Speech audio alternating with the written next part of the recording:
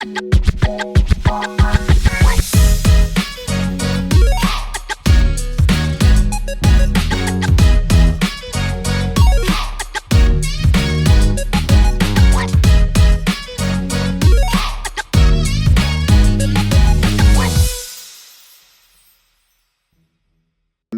à vous deux d'être présents pour ce débat, premier débat de la saison 2025, la revanche des 4 terres. Vous allez donner un peu votre avis sur le casting, sur la saison, sur ce début de saison et les points positifs et négatifs de l'épisode. Du coup, on va commencer avec Anto. Bienvenue pour cette saison et dis-moi ce que tu as pensé du casting et de ce lancement. Est-ce que la saison te hype? Alors déjà, merci à toi de m'accueillir. Alors pour le casting, en tout cas pour l'épisode d'hier soir, j'ai trouvé que c'était pas mal parce que c'est un épisode où il y avait 24 candidats et je trouve qu'on a vu un peu tout le monde. Alors, il y en a certains qu'on a vu un peu plus que d'autres, forcément, les Adrien, Pierre-Marie, Alan, etc. Mais je trouve qu'il n'y a pas un candidat qu'on n'a vraiment pas vu, quoi. Que la saison dernière, je sais qu'il y avait pas mal de candidats qu'on était passé complètement à côté. Là, je crois qu'on a eu les portraits de tout le monde. Donc, c'était un peu long, mais du coup, c'était pas mal. Je trouve qu'on a vu à peu près tout le monde. Et ça, c'était bien parce que du coup, ça a permis de vite s'identifier. Alors, comme j'ai dit, forcément, il y en a qu'on a vu plus que d'autres et on voit déjà quelques gros personnages se dessiner. Du coup, moi, le casting, j'aime beaucoup. Je trouve que c'est un casting qui n'était pas tellement diversifié dans les âges, mais finalement, je trouve que ça passe. J'ai pas d'équipe favorite, alors que lors des 4 terres, j'avais directement accroché avec l'équipe de l'Est. Là, j'ai un peu des individualités que j'aime dans chaque équipe, donc je pourrais pas te dire une équipe vraiment que je soutiens à mort. Je pense que c'est plus chaque candidat dans des équipes que j'aime. Et en tout cas, pour les avis positifs, ça va être tout. Ouais, je pense que le plus gros point positif, c'était vraiment qu'on a vu tout le monde. C'était assez fluide. Donc, même si les portraits, moi, je les avais déjà vus et revus. Donc, c'était un peu le moment un peu chiant de l'épisode. Mais c'était sympa. Après, j'aurai un petit avis négatif sur les portraits, mais on en parlera quand ça viendra. Et tu as des noms à nous dire sur ceux qui t'ont plu, ceux qui t'ont moins plu? Est-ce qu'il y a des gens qui t'ont interpellé quand même dans le cast? J'ai un gros coup de cœur et je sais que ça va faire couler un peu d'encre. C'est Adrien. Enfin, moi, personnellement, j'ai adoré. J'ai adoré personnellement. C'est typiquement le genre de candidat que j'aime. Chez les femmes, généralement, c'est plutôt les femmes que j'aime comme ça, avec les gros caractères, type Adja, Alexandra du Totem Maudit, un peu des gens un peu directives, un peu qui prennent les devants. Donc moi, j'ai beaucoup aimé. En plus, je crois que c'était Lucas qui disait ça hier, c'est que comment un candidat il peut être aussi bon et mauvais à la fois, dans le sens, il fait tellement d'erreurs, mais il est tellement bon t'as l'impression sur le camp, sur les épreuves, que c'est pas un candidat que tu peux te dire il est horrible, quoi. Donc moi j'ai beaucoup aimé. Après il y a Pierre-Marie que j'ai beaucoup aimé, et j'avais déjà fait cette comparative et je sais que certains n'étaient pas d'accord avec moi, comme quoi pour moi c'est un peu un type de Nicolas du Feu Sacré, en mode Mais tu vois, je viens de finir la review, là, elle est déjà prévue pour 18h. J'ai exactement dit ça. J'ai dit, on dirait Nicolas du Feu Sacré. On est connecté. Donc, tu vois, mais t'es pas tout seul. Mais oui, je suis d'accord. Je me suis dit, franchement, il a une belle gueule. En fait, ça a l'air d'être un peu le mec parfait, genre bon en tout. En plus, dans son portrait, il a quelques petites visions stratégiques. Donc, c'est un peu Nicolas, quoi. Il est un peu belle gueule, bon social, bon sur les épreuves, un peu stratégique. Après, c'est que le premier épisode, hein, oui. Mais je trouve qu'on le voit pas mal et très bien. Donc, moi, personnellement, j'ai beaucoup aimé. J'avais beaucoup aimé Nicolas, donc c'est cool. Alan aussi, j'ai trouvé qu'on le voyait pas mal et c'était sympa. Et du coup, j'ai bien aimé aussi qu'on n'en fasse pas trop sur le fait c'est le fils de Marjorie, des choses comme ça. Parce que moi, j'avais peur que ça soit sa seule personnalité, en fait. Et du coup, pas du tout. Parce qu'on voit déjà qu'il prend un peu le lead chez les violets. Et du coup, ça, c'est cool. Euh, et après, je vais dire trois autres coups de cœur pour pas parler trop. Il y a Benoît que j'ai bien aimé chez les Verts. Pareil, je trouve qu'il prend un peu le lead chez les Verts et j'aime bien. Frédéric chez les Violets, je trouve qu'il était sympa. Après, on l'a peut-être un peu moins vu vers la fin de l'épisode, mais j'ai bien aimé. Forcément, Maël. Moi, gros coup de cœur pour Maël. Je trouve que ça va être un vrai bon personnage de la saison. Peut-être un peu, pas la Loïc, pas dans la personnalité, parce que ça a l'air quelqu'un qui est conscient du jeu et des stratégies, mais peut-être un peu dans le social. Il a l'air vraiment pas mal. Et en dernier point, c'est Romane, que j'ai bien aimé, la petite jeune. Je trouve que elle a un peu good vibe, elle a un peu plein de refs à koh c'est ce que j'aime, moi. Donc pourquoi pas, Romane, j'ai beaucoup aimé en tout cas. Ah, je suis content qu'il y ait une fille parce que j'entendais des noms de garçons de connaissants. Je sais que tu aimes toutes les queens du drama, les queens machin. J'entendais aucun nom de nana. J'étais en mode, mais c'est une blague en fait. Non, Mais, non, il y en a quand même une. mais tu sais, le pire, c'est que moi, toutes les saisons, je soutiens toutes les filles. Hein. Moi, c'est que les filles, mes préférées. Je t'avais montré mon top 30, il n'y a que des filles. Mais là, je sais pas. Après, la plupart des filles, je les aime bien pour l'instant, mais sans plus. Par exemple, Claire, Andrea, comment elle s'appelle, Jessica, Pauline, j'aime bien, mais c'est pas de ouf, on les a pas tellement vues. Donc pour l'instant, c'est vraiment ces gros noms d'hommes qui m'ont interpellé.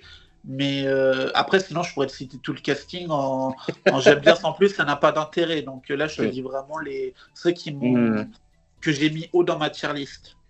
Bah, les filles, ça va venir, je pense. Parce que, comme tu disais, je suis assez d'accord. Je le dis d'ailleurs dans ma review. Franchement, on a quand même assez bien vu tout le monde. Bien sûr, il y en a qu'on a beaucoup plus vu que d'autres. Par exemple, des gens comme Andrea ou même Céline, on les a beaucoup moins vus que certains, mais on les a quand même vus. Ils avaient des petites phrases à droite à gauche. Donc, par rapport, comme tu disais, la dernière saison, il y a des gens qu'on n'a pas vus. Je peux citer Maud, hein, c'est clairement l'exemple de la candidate qu'on a quasiment pas vu. Ouais. Bah, du coup, là, ils ont rempli leur contrat pour moi. Même si l'épisode durait 2 heures, j'avoue que quand j'ai lancé le replay, j'ai vu 2 heures, je fais ah oui, c'est colère. Mais au moins, on a eu le temps de voir vraiment tout le monde. En plus, je trouve qu'ils ont très peu montré les gens négativement.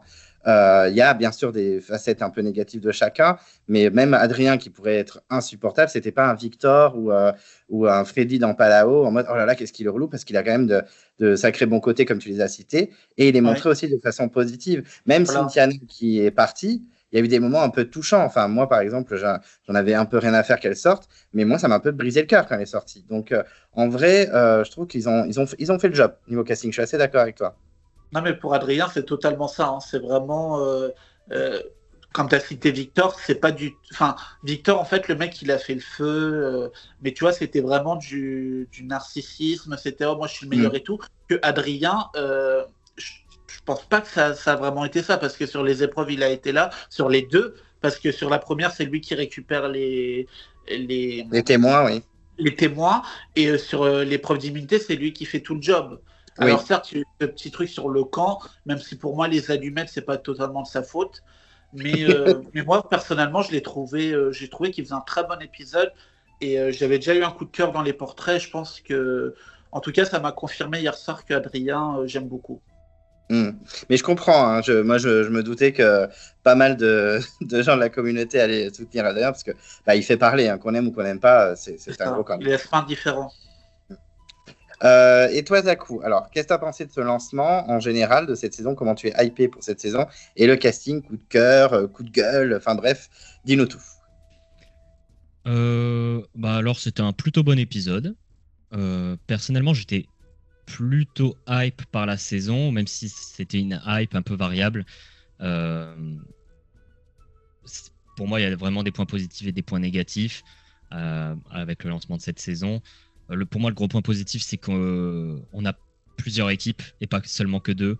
Avoir 4 équipes, c'est un bonheur, ça fait un bien fou. Après 3 saisons d'affilée où on n'en avait que 2, là, ça redynamisme. On voit souvent les équipes, du coup, on s'attarde pas sur des trucs inutiles. À chaque fois, c'est soit des trucs pour développer des relations, soit des stratégies, soit des trucs pour marquer certains caractères. Et donc, c'est vraiment hyper dynamique. Et je savais que ça le serait. Et c'est ça qui m'a hypé plus que les autres saisons. Donc, ouais, c'était une saison qui m'a hypé pas mal de ce point de vue-là. Après, niveau casting, la saison me hypait pas plus que ça pour le moment. parce que je me suis maté qu'une seule fois les castings à la sortie, et après je me suis dit que je me les rematerais plus, pour pas trop me hype sur certains candidats, pour pas me faire de fausses prédictions, fausses prévisions, etc. Et ça a plutôt bien marché parce que là j'ai eu des belles redécouvertes de certains personnages. Bon, il y avait certains personnages que je savais que j'allais apprécier. Une Andrea, par exemple, j'ai adoré son portrait. Là, le peu qu'on l'a vu, j'ai re-aimé beaucoup. Christian, pareil, profil totalement atypique. Un Frédéric, moi j'ai beaucoup aimé le portrait, et là je trouve qu'il a été présent pendant l'épisode. Voilà, c'est le type de personnage que je savais que j'allais aimer et que j'allais bien aimer. Mais j'ai eu quelques belles découvertes. Une Claire qui m'avait pas forcément tant marqué que ça durant le portrait. Là, durant l'épisode, j'ai vraiment adoré. Je pense que c'est pour l'instant la candidate que j'aime le plus. Pas un coup de cœur non plus. Pour l'instant, il me faut un peu de temps d'avoir des coups de cœur et des candidats que je soutiens, mais pour l'instant, Claire, j'aime beaucoup. Un Pierre-Marie, pareil, il m'avait pas tant marqué que ça. Et franchement, il fait le job. Alors moi, la comparaison avec Nicolas, je suis pas vraiment d'accord, parce que pour moi, Nicolas, c'était quand même avant tout un leader. Et pour moi, c'est un point important d'être leader. Et pour l'instant, Pierre-Marie, c'est plus le second d'Adrien, le second de l'ombre. Et je pense qu'Adrien se fera vite jarter par les autres à cause de son caractère. Et c'est là que Pierre-Marie va se révéler et prendre le lead. Et en vrai, il joue bien. Il est tellement complet. Enfin, c'est ouf qu'en un épisode comme ça, on arrive directement à remarquer que ce candidat-là a un énorme potentiel. Sinon, il y a d'autres candidats qui sont assez marquants. Je trouve que Maxime, notamment avec le binôme qu'il fait avec Christian, c'est très sympa, parce qu'on a vraiment les deux opposés. Si on m'avait dit avant la saison qui tu vois faire une alliance dès le début, enfin en tout cas avoir un binôme d'amitié, j'aurais pas mis Maxime et Christian, je pense. Enfin, c'est un personnage, Maxime. Il fait foirer totalement la première épreuve.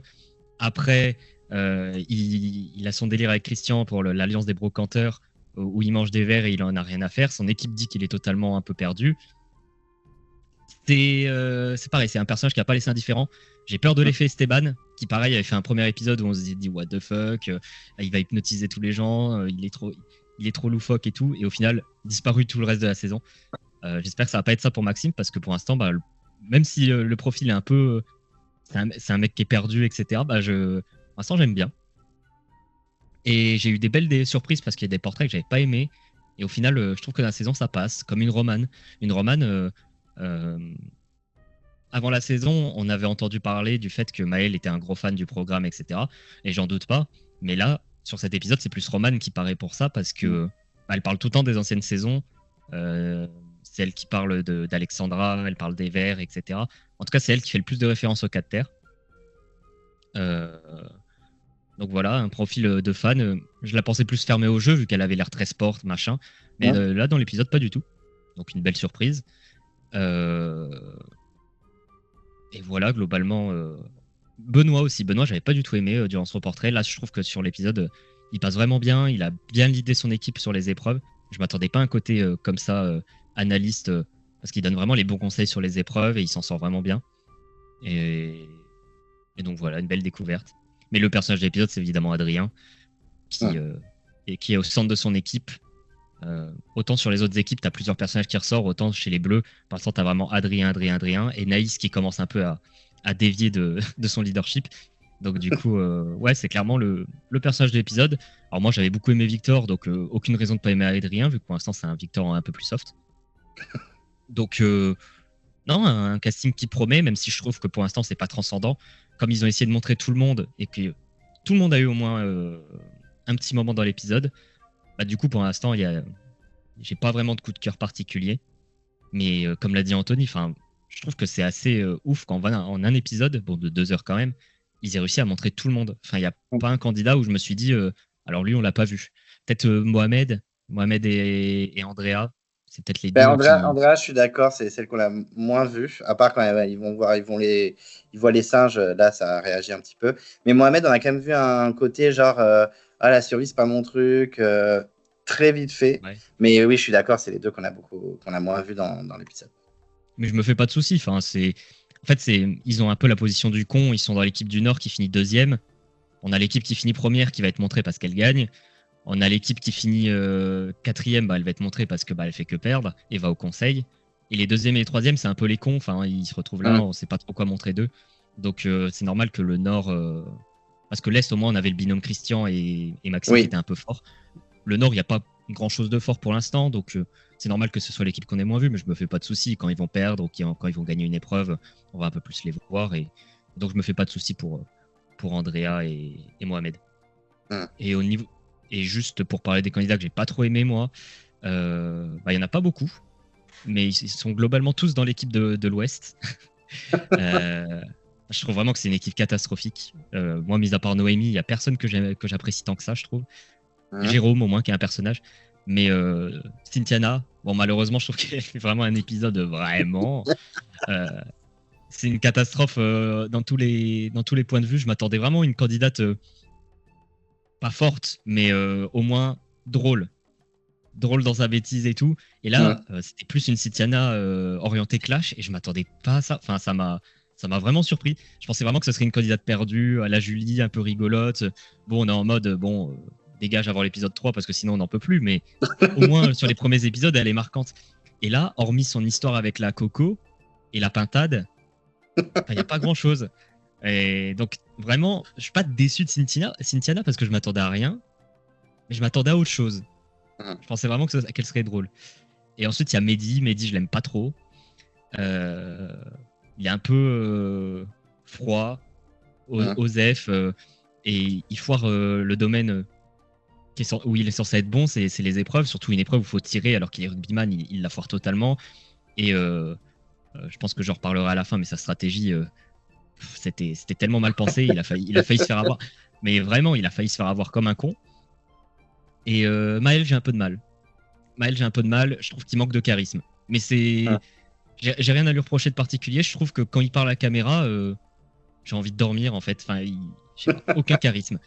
Et je sais que je suis pas le seul à le penser, mais j'ai pas d'argument pour Maël. Je sais pas. Je trouve qu'on essaie de nous le montrer comme, pour l'instant, un gros personnage des Oranges, et je trouve qu'il a pas la carrure pour endosser ce personnage-là.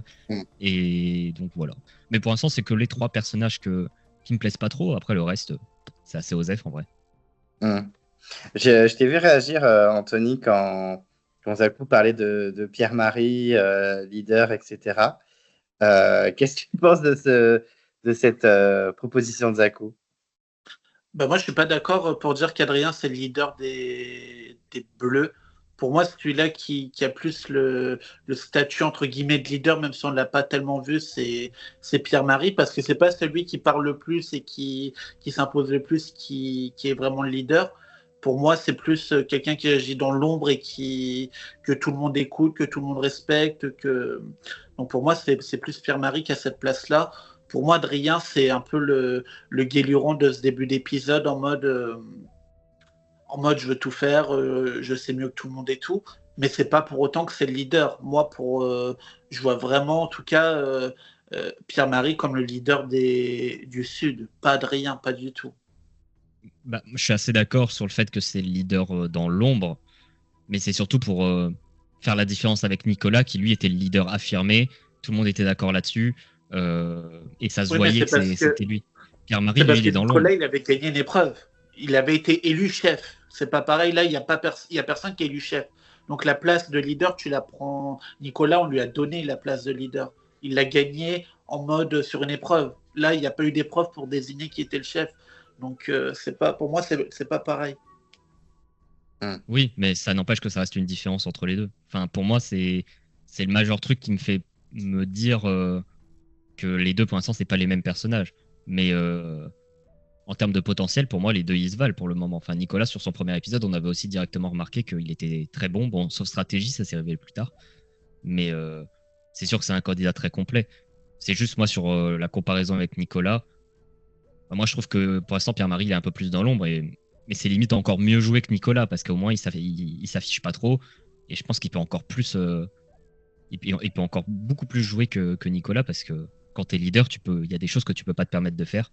Et là, Pierre-Marie, lui, il peut se permettre potentiellement beaucoup plus de trucs, vu qu'il justement il reste dans l'ombre et tout. Donc en termes de potentiel, moi, j'ai hyper confiance en lui, quoi. Et vous pensez quoi s'il y avait eu le conseil pour le Sud, s'ils étaient partis au conseil, vous pensez que c'était plus Adrien ou Naïs qui allait être en danger. Est-ce que les filles allaient suivre Naïs pour sortir Adrien? Parce que vu comment ça a été montré dans l'épisode, on a l'impression qu'Adrien est potentiellement éliminable en cas de conseil. Mais en vrai, il est quand même important dans l'équipe. Moi, personnellement, je suis pas sûr que s'il y aurait eu un conseil du Sud, c'est Adrien qui sortait, sachant ce qu'il a apporté sur l'épreuve et sachant que c'est un peu con ce raisonnement, mais c'est le raisonnement de Koh-Lanta. Un mec jeune dans une équipe de 6, c'est pas celui que tu vires en premier. S'il est vraiment insupportable à la Dylan, à des mecs comme ça, ok. Mais là, Adrien, c'est pas, pour moi, il est pas insupportable. Il est juste un peu enfin pas exubérant, c'est pas le mot, mais plus Foufou. Peut-être foufou, nonchalant et tout ça. Pour moi, il est pas insupportable. Et pour moi, en tant que conseil, jamais tu le vires en premier choix. Donc pour moi, ça aurait été plus c'était Naïs ou une des autres filles, Pauline, qui a pas l'air peut-être la meilleure sur les épreuves, Jessica qu'on a vu vomir à un moment sur la première épreuve. Pour moi, ça aurait été l'une des 3 filles.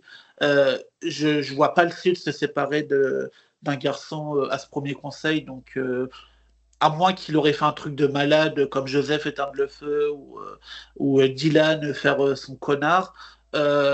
Adrien, personnellement, je le voyais pas sortir à ce premier conseil. Et ça aurait été une erreur pour moi de le sortir à ce premier conseil. Pour moi, c'est difficile à dire parce qu'on connaît pas vraiment les relations entre les gens du Sud. On voit déjà que Naïs et Adrien, ça va pas le faire par la suite. Ça a été une amorce. Hein. Clairement, il va y avoir un conseil dans le Sud et ça va jouer entre les deux.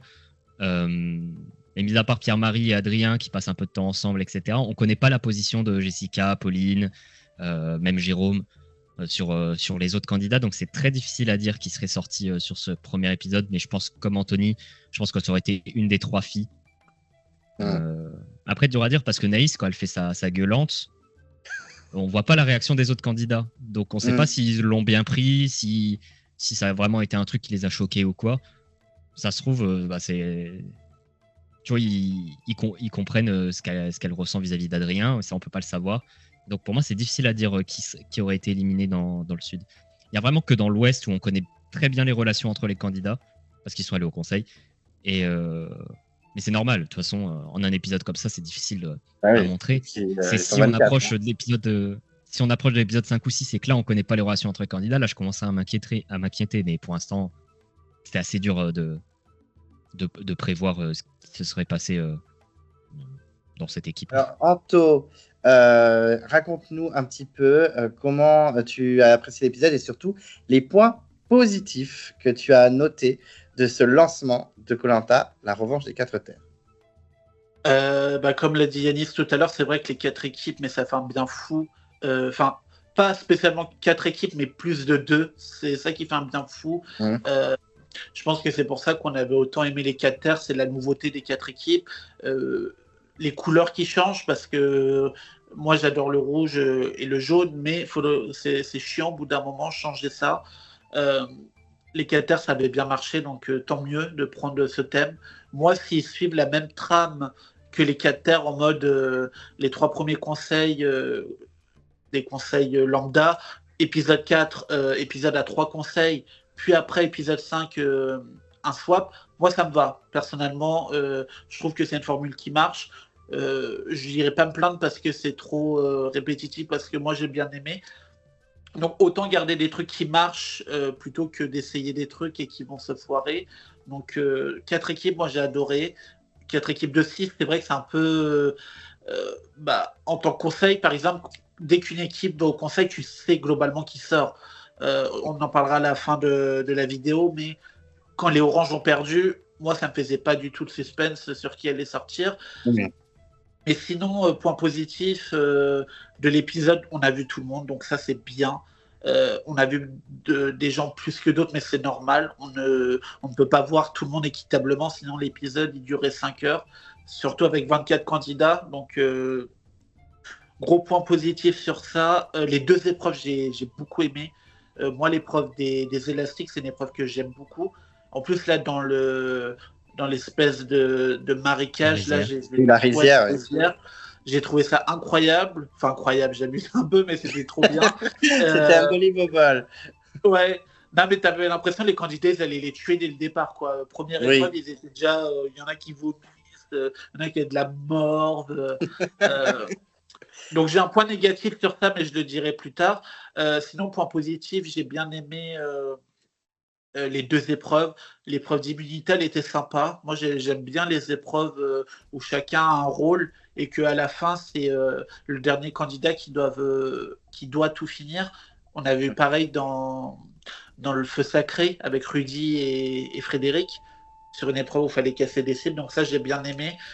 Donc pour moi, les deux épreuves, c'est un point positif d'un premier épisode parce qu'elles étaient disputées, elles étaient cool.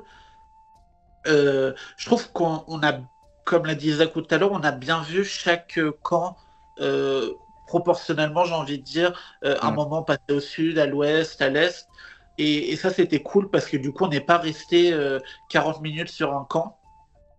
Le gros point positif aussi, et ça, j'ai super kiffé, il n'y a eu que 2 pubs. Et ça, c'est incroyable. Il était 22h10 et tout. Je me suis dit, putain, il n'y a pas eu de pub encore. Enfin, c'est incroyable. Il nous amène au conseil. Et là, je me dis, avant le conseil, ils vont nous mettre une pub, la 3e.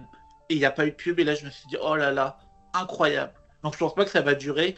Parce qu'à mon avis, je pense que l'épisode, il était long. Donc, ils se sont dit, bah, peut-être 3 pubs, c'est pas. Sinon, l'épisode, il aurait fini à plus de minuit. Donc, après, le programme qu'il y a eu après, c'était pas bon. Donc, je pense que les 3 pubs vont revenir. Là, c'était juste pour nous mettre un peu de pommade en mode vous inquiétez pas et tout. Mais personnellement, du coup, ça, c'est bien parce que 2 pubs, ça nous rappelle l'ancienne époque et c'est très bien. En point positif, bah, après, c'est les portraits que j'ai dit tout à l'heure, hein, les Alan, les Benoît, les Pierre-Marie, les Adrien. Il y a qui d'autre que j'ai bien aimé? Claire aussi, j'ai beaucoup aimé. Après, moi, dès les portraits, Claire, j'ai beaucoup aimé. Le portrait un peu fille qui va être un peu, comment dire, qui se maquille, qui prend soin d'elle et tout, mais finalement qui est un peu guerrière. Ça, j'adore ce genre de portrait. Ça me fait penser à quelqu'un, mais j'ai plus le nom en tête. Mais je sais qu'il y avait une fille qui était un peu comme ça, qui se maquillait, qui prenait assez style un peu des chasseurs, qui est un peu pareil, qui était parisienne, qui était parisienne à Bobo, oui, en mode voilà, c'est ça. En fait, elle était vénère. Ouais. Et que bah du coup Claire c'est un peu pareil. Après, on a vu 2 minutes d'elle, donc c'est difficile à juger, mais j'ai beaucoup aimé Claire. Il y a un truc qui m'a fait tellement rire, c'est Noémie, la pauvre. Elle s'en est pris plein la gueule alors qu'elle a rien demandé, elle a rien voulu. Et en fait, elle s'en est pris plein la gueule par notre Cynthiana préférée. Enfin, ça m'a tué de rire. Elle l'a critiqué dans tous les sens. Mais oui, mais la pauvre, quoi. Enfin, franchement, elle a dû être choquée au conseil de voir tout ça, quoi. Et le pire, c'est si que Cynthiana l'aurait eu un collier. Du coup, elle aurait écrit Noémie. Et peut-être que Noémie serait sortie avec un vote.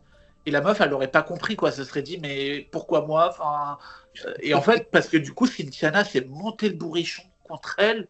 Mais pour rien, quoi. Elle a juste dit son nom. Et Cynthiana, direct, elle a entendu son nom. Oh, elle veut me virer, connasse. Enfin, vraiment, ça m'a tué de rire, cette meuf. Enfin, c'était un peu. Ça m'a fait rire, mais d'un sens, c'est un peu comique. Parce que elle m'a fait rire malgré elle. Elle était totalement perchée, cette Cynthiana. Le coup de la coco, là, dans le. En mode, j'ai un collier d'humidité. Non, c'est une noix de coco. Elle la donne à Mohamed et tout. À Mehdi. Oui, pardon, Mehdi, excuse-moi. Désolé. Et le pire, c'est ce qui m'a tué, c'est quand elle a dit bonne chance à tous, sauf à Noémie. Alors ça, j'étais MDR. Enfin, franchement, elle m'a tué. Ça m'a fait un peu penser à Stéphanie et Céline lors du premier conseil là, du Totem Maudit. Et franchement, ça m'a tué. Enfin, Noémie, c'est pas une candidate que j'aime spécialement, même si elle était sympa sans plus dans cet épisode. Mais ça m'a tué. Je me suis dit, la pauvre, quoi. Je pense, comme Céline avec Stéphanie, il lui fallait une tête de Turc et du coup, bah, elle est tombée sur quelqu'un. Donc ouais, le conseil. du coup, le conseil, il y avait quand même un peu de suspense malgré tout, parce que moi, je suis un peu crédule parfois. Je me suis dit, peut-être Mohamed, je vais pas y arriver. Mehdi, peut-être Jérôme.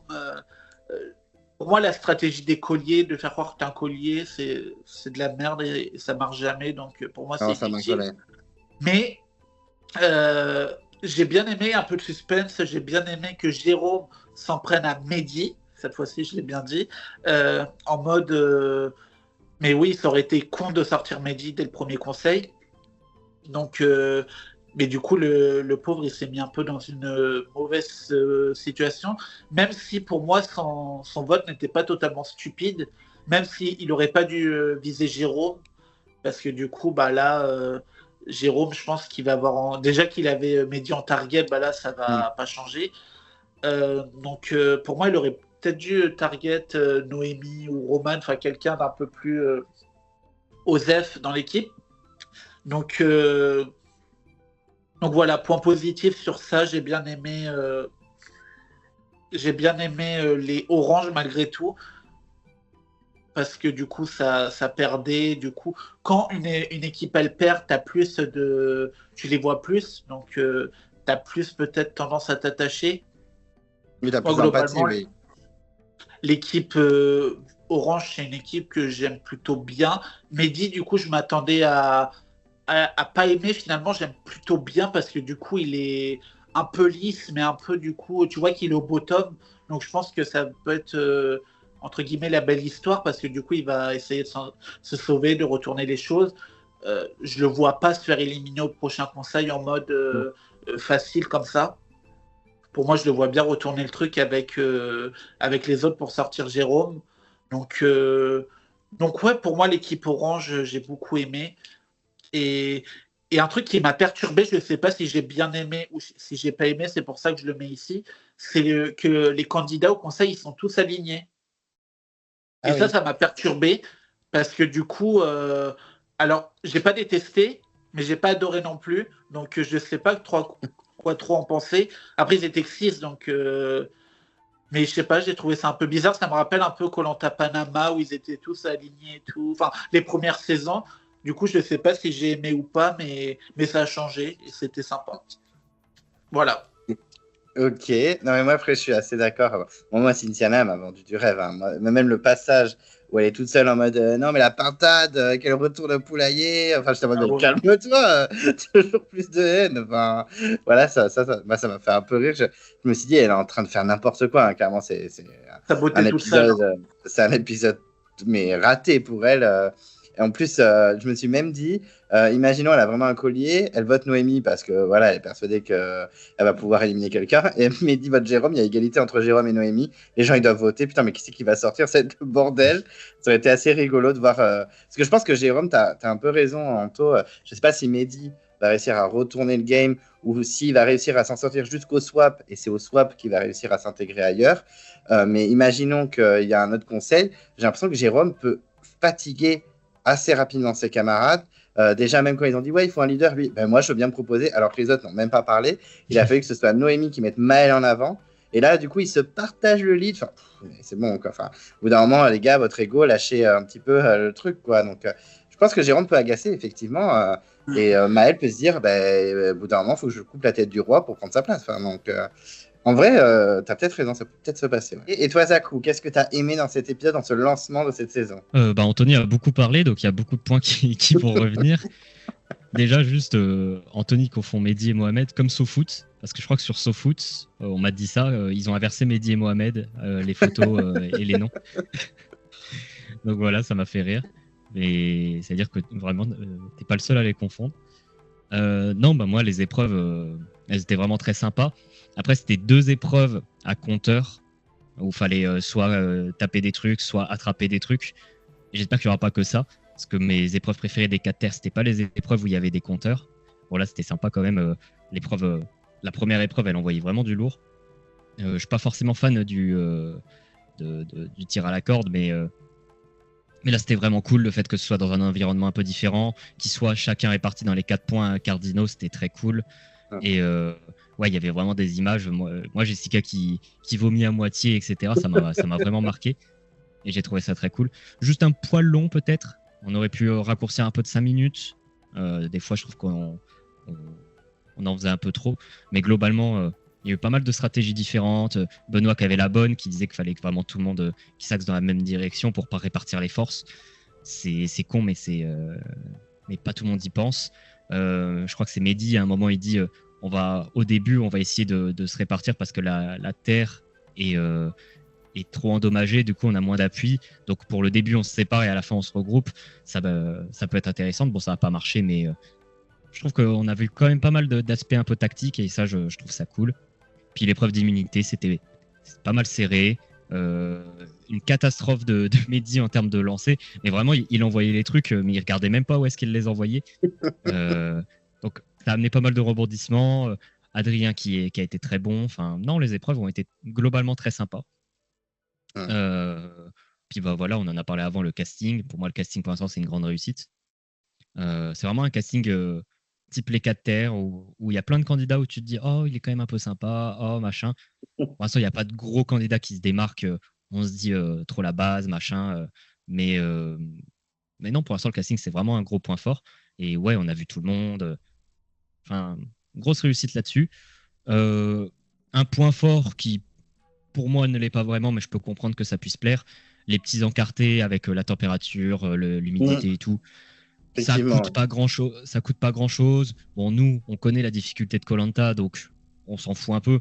Mais je pense que des gens qui sont peut-être un peu moins fans et tout, ça peut-être les aide à se rendre compte que c'est difficile.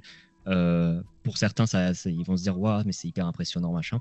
Bon, moi, ça me touche pas, mais je comprends que ça puisse toucher. Et puis, c'est pas un truc. Moi, j'avais peur que ce soit une interruption de Denis qui disent tout le temps actuellement il fait 33 degrés, 90% d'humidité et que ça te coupe un peu dans le scénario. Mais si ça reste juste des petits encartés en haut à droite de l'écran, voilà, ça coûte rien. Et ça amène à des situations un peu drôles. Enfin, à un moment, je les ai entendus, ils étaient en mode oh, il fait super chaud et c'était écrit 27 degrés à droite. Et j'étais en mode bon, 27 degrés, ça va quand même. Bon, après, c'est évidemment l'humidité qui joue, mais c'est du coup très drôle. Voilà. J'ai beaucoup aimé, comme j'avais parlé, le binôme Maxime-Christian. Moi, je soutiens de fou. J'aime trop cette alliance improbable. J'aime bien le fait qu'on ait déjà quand même des amorces pour les prochains conseils, notamment chez les Bleus. Naïs, Adrien, on sait que ça va péter. Enfin, le prochain conseil, c'est sûr que ça va jouer entre les deux et chacun va essayer de rassembler ses forces, etc. À voir qui l'emporte. Chez les Verts, tu te doutes que Maxime et Christian vont peut-être être vus comme un binôme un peu trop fort. Peut-être qu'ils vont essayer de les sortir. Christian, c'est le plus vieux. Est-ce que Maxime va essayer de le défendre, etc.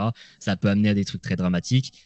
Donc en fait, c'est juste qu'il y a beaucoup de potentiel. Chez les Oranges, même après ce conseil, la rivalité Jérôme-Mehdi est très intéressante parce que c'est les deux hommes forts et ils se tapent dessus dès le début. Ça, c'est trop bien. Des mecs qui sont considérés comme forts, qui, dès le premier conseil, ont envie de se sortir les uns les autres. Enfin, c'est cool. J'ai trouvé ça très sympa que Mehdi soit directement visé et qu'on soit en mode ah mais non, mais Cynthiana elle n'a pas démérité sur l'épreuve. Mehdi il a beaucoup plus foiré qu'elle, donc pourquoi on le sortirait pas lui plutôt qu'elle? C'est cool. Je trouve ça con de se baser que sur une épreuve évidemment, mais c'est bien. Ça reste une bonne chose parce que du coup personne n'est intouchable. Bon, en tout cas chez les Oranges pour l'instant personne n'est intouchable. Jérôme risque de se faire viser. À mon avis il sort épisode 3 ou 4. C'est un profil un peu suicidaire à la Jean-Luc de la saison 1, un peu trop autoritaire, même à la Aurélien, etc. Il va pas faire long feu, Jérôme. Je pense que de la confrontation Jérôme-Mehdi, c'est Mehdi qui va en sortir gagnant. Pour l'instant, on nous donne l'impression que Maël, Roman et Noémie suivent plutôt Jérôme. Mais je pense que ça va switch. Et ouais, globalement, moi, j'ai beaucoup aimé le conseil. Hein. Le conseil final, c'était trop cool. L'histoire avec Cynthiana, même si je trouve que elle, c'est une catastrophe, tout ce qu'elle a apporté, c'est très cool. C'était trop drôle. Moi, l'histoire de la Coco, ça m'a tué de rire. À la fin, elle veut donner sa Coco en mode non, c'est hyper important pour moi de la donner, mais tout le monde s'en branle de ta Coco. Enfin, vraiment, qu'est-ce qu'on s'en fout d'une Coco dans Koh-Lanta? Encore si t'en avais planqué 15 comme Grégoire dans Palawan, j'aurais dit ok, c'est utile, ça fait plusieurs jours de ration. Mais là, c'est une Coco. Tu la découpes, va y avoir il va y avoir 10 centilitres de lait de coco et c'est bon, quoi. Enfin, vraiment, elle m'a fumé avec sa coco. Le fait qu'elle s'attaque en boucle à Noémie, alors que Noémie, à chaque fois qu'on l'a vue, elle était hyper cool, hyper souriante, elle a jamais rien dit sur Cynthiana et que Cynthiana, elle est vraiment obsédée par Noémie. C'est absurde. Et du coup, ça en devient drôle, contrairement par exemple à Alicia et Julie, où on a vu la scène qui a énervé Alicia et on s'est dit, bah, pourquoi elle s'énerve. Là, on voit rien et du coup, on est juste en mode, bah, Cynthiana, elle s'énerve pour rien, c'est plus loufoque qu'autre chose. C'était. Puis, vu qu'elle avait des vraies expressions un peu drôles, enfin, vraiment, Cynthiana, c'était lunaire. Et ouais, globalement, toute la stratégie qui était très légère, évidemment, mais autour du Conseil des Oranges, bah, moi, j'ai trouvé ça très cool. Que Cynthiana, elle fasse croire qu'elle a un collier, bon, classique. Que Mehdi la croit, bon, lui, il a vraiment rien compris. Il la croit et du coup, il propose de voter Jérôme, ce qui est une stratégie pas conne. On se dit, bon, sortir un gars fort, Mehdi, ça lui permettrait de s'imposer un peu plus, surtout que Jérôme a envie de sortir Mehdi. Au premier abord, ça paraît pas con. Mais quand tu réfléchis, en face, ils sont 4, vous êtes 2. Donc, ils ont juste à split et votre stratégie tombe à l'eau. Bon, ils l'ont pas fait, donc ça aurait été peut-être plus intelligent de se mettre ensemble, du coup, entre Cynthiana et Mehdi. Mais si les 4 oranges avaient pas été cons, ils auraient split. Ils étaient vraiment tranquilles s'ils avaient fait ça. Et ce que je trouve très drôle, c'est que s'ils avaient fait ça, qu'ils avaient split, bah, c'est Mehdi qui serait sorti. Et pas Cynthiana, parce qu'elle l'a totalement dupé, elle l'a voté. Et bah, je suis désolé de le dire, mais Cynthiana était meilleure que Mehdi stratégiquement. Moi, ça m'a fumé de rire que Cynthiana, elle lui foute à l'envers comme ça, parce que vraiment, il pouvait sortir. Si les autres splittaient, ils sortaient. Et un Mehdi qui sort épisode 1, j'aurais trouvé ça très très sympa. Parce que c'est vraiment pas le type de profil qu'on voit sortir au début, surtout qu'il fait un très mauvais épisode. Et je pense que sa confrontation avec Jérôme va être très intéressante pour la suite. Mais j'aurais trouvé vraiment que ça aurait été iconique qu'il sorte en premier, parce que Cynthiana lui a foutu à l'envers. Ça m'aurait vraiment tué de rire. Parce que c'est vraiment pas le profil de Cynthiana, c'est pas le profil de Mehdi. C'était vraiment une situation absurde. Donc voilà, les oranges, j'aime personne parce que Maël, je suis pas fan. Mehdi, j'ai pas aimé. Cynthiana, j'ai pas aimé. Jérôme, bon, c'est un personnage, mais c'est pas celui qui me plaît le plus, même si je comprends l'intérêt qu'il a. Et bon, t'as Noémie et Roman que j'ai un peu aimé. Mais j'aime personne, mais le divertissement qu'ils ont apporté, c'était trop bien. Mais vraiment, c'était un plaisir fou. Et voilà. Ce que j'ai aimé aussi, c'est un point bonus, mais il y a eu pas mal de flashbacks. Peut-être un peu trop. Du coup, c'est pour ça, pareil, comme Anthony, je sais pas si je le mets en point positif ou négatif. Mais j'ai bien aimé les flashbacks aux anciennes saisons. Ils avaient déjà commencé ça dans la tribu maudite. Mais comme il y avait Frédéric et Hugo, c'était normal qu'ils parlaient un peu de leur ancienne saison, que même les autres candidats faisaient référence à ça, etc. Là, on a eu beaucoup d'images des 4 terres. On a eu une longue séquence avec Becca qui était pareil, un peu trop longue. On a eu toute la chanson, c'était un peu infâme. Mais on a vu Alexandra et Loïc sur les poteaux. On a vu des images de la nouvelle édition où tout le monde était flouté d'ailleurs. Ils ont eu la flemme de redemander. Sauf Martin. Ouais. Ils ont eu la flemme de redemander droit à l'image de tout le monde, je pense. Oui, clairement, parce que Christina, elle est pas en froid avec la prod. Hein. Ah, ça, j'étais en colère. Hein. J'étais en colère. J'ai dit, pardon, Christina, elle est floutée, c'est une blague. Ça m'a mis en colère. J'étais plus vénère qu'ils oublient Marie la folle dingue de Vanuatu. C'est elle qui a fait le feu, putain. Ouais, mais c'était un local qui lui avait montré la technique. En soi, c'est pas elle qui l'a fait. Je veux rien savoir. J'ai envie de la claquer avec sa gueule d'ange. Regarde-la avec sa gueule d'ange, j'ai envie de la claquer. Pardon. Mais c'est cool ces flashbacks parce que ça montre que les candidats sont un peu fans. Enfin, moi, Roman, ça m'a surpris. Bon, Maël, il l'a dit en interview, donc s'il le refait dans le futur, je serais pas surpris. Mais Roman, ça m'a surpris. Les autres candidats, ça m'a vraiment choqué. Johanna en fait. aussi. Même Johanna. Bah oui, Johanna qui fait référence à Sarah. Bon, elle n'a pas cité son nom, donc qu'elle dise il n'y a qu'une meuf qui a fait le machin. Bon, est-ce que tu savais vraiment? Elle dit son nom, je me rappelle plus. Ah si, elle le dit, mais pendant le flashback. Elle dit il n'y a qu'une seule femme qui a réussi, il y a le flashback qui démarre. Ouais. Elle dit elle s'appelait Sarah, je sais pas quoi. Oui, ça m'avait surpris qu'elle dise son nom. Et non, ça prouve qu'il y a quand même pas mal de candidats qui connaissent le programme, ce qui n'est pas si commun que ça, on s'en rend compte au fil des saisons. Et non, c'est cool, même un Pierre-Marie, il a l'air de bien connaître le programme. Je crois que ça a parlé de split les votes à un moment, je sais plus qui c'est qui a dit ça. Enfin, vraiment, ça m'a surpris que les candidats soient à ce point calés de l'émission. Même Pauline, la petite sirène, on sait qu'elle est plutôt fan du programme et tout. Non, c'est vraiment cool et ça donne, je sais pas, c'est une saison qui apporte de la bonne humeur. Ils ont vraiment réussi leur casting parce que ça rappelle vraiment les 4 terres où quand tu vois la saison, t'es content. Non, mais T'es juste content, les candidats ils sont sympas. Surtout que tu as raison sur le côté un peu fan des candidats, parce que quand on voit des Elena ou des Grace, qu'on apprend qu'elles sont prises sur des sites de casting et qu'elles sont en mode « Oh bah d'accord, je veux bien faire Koh-Lanta », c'est qu'elles ne soient pas en mode c'est un peu exagéré quand ils disent « C'est le rêve de ma vie, gna gna gna », mais moi je préfère un candidat qui est ultra fan d'émission, qui a tenté 10 fois, 15 fois de faire l'émission, que, je suis désolé, mais je cite les noms, mais Grace, elle l'a dit dans l'interview que j'ai faite, elle dit clairement qu'à la base, elle avait été castée pour on a échangé nos mamans, super. Et Elena a été prise, les gens de sa saison m'ont dit, elle a été prise sur un site de casting. Elena n'avait absolument jamais regardé Koh-Lanta. Et on a vu dans son jeu de stratégique que clairement, oui, elle n'avait pas trop regardé l'émission, quoi. Donc je suis assez d'accord avec toi sur le fait que là, on a pas tous, mais on a beaucoup de fans, en fait, de l'émission. Donc ça, c'est agréable. Et au moins des candidats fans, déjà, ils ont toutes les connaissances des saisons précédentes, donc il y a certains trucs où ils savent que c'est des erreurs, etc. Donc ils vont avoir tendance à pas recommettre les erreurs. C'est pas totalement vrai, parce qu'il y a quand même des candidats qui se disent fans et qui recommettent exactement les mêmes erreurs qu'avant. Oui. Maxime de la saison dernière, au conseil, pendant les binômes tévisés, tu joues ton collier, tu prends pas le risque. Il y a des trucs, c'est absurde, mais quand même, un candidat qui est fan, normalement, il a plus de connaissances qu'un autre, donc il y a des erreurs qui, normalement, il ne doit pas faire. Et ouais, non, je sais pas, ça apporte beaucoup plus d'envie de gagner aussi. Parce qu'un candidat qui a été pris comme ça, typiquement, tu te retrouves avec une Grace qui s'en fout d'abandonner, elle en a rien à foutre, c'est pas le rêve de sa vie. Mais quelqu'un qui a envie de se battre, qui postule depuis 20 ans, il va se donner. On a tous été marqués par un Emin qui faisait tout pour s'en sortir parce que c'était le rêve de sa vie, machin.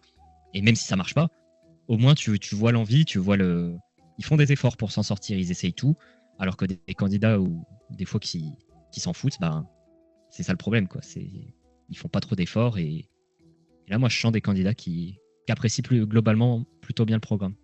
Ça doit pas être le cas de tout le monde. Je pense qu'il y en a qui s'en foutent. Un Jérôme West, il a déjà fait d'autres émissions télé. Je pense que il veut juste enchaîner les programmes télé, etc. Mais je pense que la plupart du casting, ça va, c'est des plutôt gros fans. Et je pense que c'était le but du casting aussi. C'était le cas des 4 terres aussi. C'est des candidats qui sont plus attachants et qui ont un peu envie de se battre, etc. Surtout que d'ailleurs, tu me fais penser au fait que Jérôme, il a enchaîné les émissions et tout. J'ai vu un article juste avant de me connecter avec vous, que, comment il s'appelle, Adrien, en fait, il est sur TikTok et il est grave... il est un peu famous, il a 100 000 abonnés. Ouais, je l'avais vu au portrait. Au portrait, je l'avais déjà su. Lui et Louise aussi, elle avait déjà un compte Insta assez populaire avec des dizaines de milliers de followers. C'est comme Gustin la saison dernière. De toute façon, maintenant, il faut toujours quelques candidats qui sont déjà un peu connus sur les réseaux pour un peu alimenter, quoi. Oui, bien sûr, pour faire un petit buzz, quoi. Et je vois que le conseil des Orange vous a vraiment amusé, mais je suis d'accord, hein, moi j'étais MDR pendant tout le conseil. Et comme a dit Zakou, ça aurait été très rigolo justement que, même si je le trouve sympa et tout, moi, même s'il a floppé, mais ça m'aurait un peu saoulé qu'il vire, mais si Mehdi avait sauté parce que Diana avait réussi son petit coup, ça aurait été très marrant, effectivement. On va passer à la partie négative. À la part négative.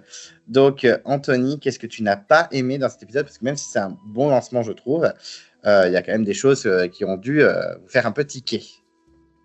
Déjà, je voulais juste revenir sur le fait que c'est bien que ce soit des fans qui soient, ou des gens qui aiment l'émission, pas forcément des fans, mais des gens qui aiment l'émission, qui la regardent, qui soient pris.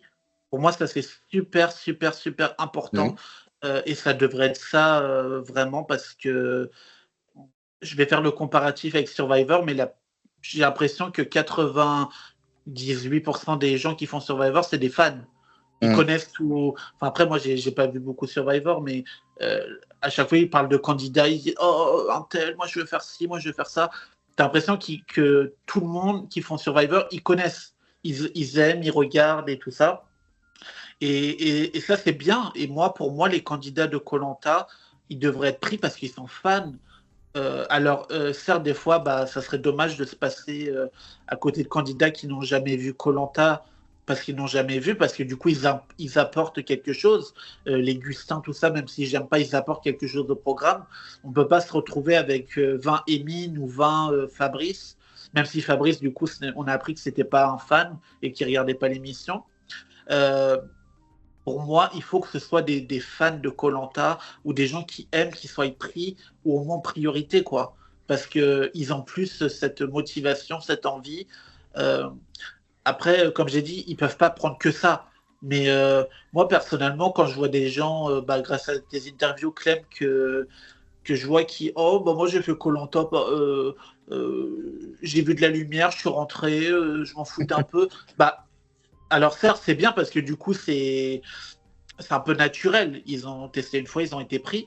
Mais du coup, c'est un peu frustrant pour les gens qui postulent depuis 20 ans, qui ne sont jamais pris. Et il y en a certains qui ne seront jamais pris, quoi. Donc, pour moi, les vrais fans devraient être... vrais fans devraient être priorisés et devraient être pris parce que c'est eux qui font vivre ton émission, quoi. C'est eux tous les ans qui postulent, ceux qui vont en parler, qui vont regarder. Donc, pour moi, tu devrais les remercier en les faisant participer ou ne pas leur taper dans les pattes avec les chaînes YouTube ou des choses comme ça, quoi. Donc voilà, c'était mon point. Pour Cynthiana, j'avais pas d'attente parce que du coup, j'avais fait une tier list du classement de la saison, en qui je voyais first boot, en qui je voyais gagner tout ça. Et Cynthiana, je l'avais mis first boot, donc je pense que ça a étonné personne. Je l'avais mis parce que du coup, c'était le profil de tout ce qui semblait le plus first boot. J'ai pas eu tort. Du coup, j'ai pas été déçu, mais un peu quand même, parce que j'aurais aimé être surpris. J'aurais aimé. Là, le truc que Zakwa dit tout à l'heure en mode elle a fait l'envers à Mehdi, ça aurait été incroyable. Parce que sur papier, tu dis Cynthiana, c'est la first boot et Mehdi, il va loin. Et que ça s'enchaîne et que ça soit la petite meuf un peu paumée, tout ça, qui lui met l'envers. Enfin, moi, quand j'ai vu qu'elle mettait le nom de Mehdi, je me suis dit, mais elle est vraiment déter. Enfin, ça m'a tué, j'ai adoré. Vraiment, ça a été le divertissement sur cette fin d'épisode. Parce qu'au début, on la voyait pas trop. Mais un truc vraiment négatif qui m'a sorti de l'épisode, et ça, c'est vraiment un gros point négatif, c'est qu'on a eu 2 portraits longs dans l'épisode. En plus, moi, j'ai revu les portraits. Donc, pour quelqu'un qui les a pas vus, ou par exemple, Zakou, peut-être vu qu'il les a vus qu'une fois, peut-être qu'il a pas ticté. Mais par exemple, Cynthiana, on a eu son portrait long dès le début. Donc pour moi, je me suis dit, ça y est. Comme Cécile, l'hôtesse de l'air, la saison dernière, ça m'a fait ticter. Christian, pareil, on a eu son portrait long. Donc là, je me suis dit, si l'Ouest y perd, de toute façon, c'est Cynthiana. C'est évident, mais là, du coup, avec le portrait long, il n'y avait plus de doute. Du coup, Christian, ça m'a mis le doute. Je me suis dit, punaise, déjà le portrait long dès le début. Donc ça ne m'étonnerait pas que la semaine prochaine ou la semaine d'après, il sorte. Vu qu'on a déjà vu le portrait long. Très dégoûté, mais du coup, pour moi, ça m'a sorti de l'épisode enfin, ça m'a sorti de l'épisode, j'abuse un peu, mais ça m'a un peu embêté, mais après, c'est shame on me, quoi, parce que c'est moi qui a analysé, qui a suranalysé les portraits, donc quelqu'un qui les a pas regardés ou qui les a vus qu'une fois vite fait, il s'en fout, il n'a pas remarqué. Donc ça, c'est mon point négatif. Point négatif aussi sur Maxime, sur la première épreuve, quand il a dit, ça on n'en a pas parlé, mais quand il a dit on fait une pause ou on abandonne, enfin limite on abandonne, mais non frère. Et j'ai bien aimé que Gaël et Céline lui disent mais non, on n'abandonne pas. En plus, ils abandonnent quand ils avaient le lead encore, ils étaient premiers à ce moment-là. Et le mec il dit on abandonne, en plus il fait n'importe quoi sur l'épreuve à tirer la corde. Enfin vraiment c'était Maxime, je sens que je vais pas être trop fan. J'ai bien aimé son binôme avec Christian.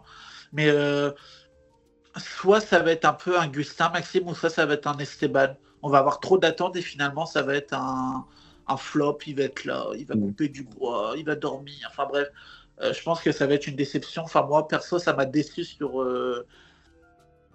l'épreuve. Ça m'a déçu qu'il ait fait ça. Je voudrais juste revenir sur Cynthiana aussi, sur le fait qu'elle a été éliminée.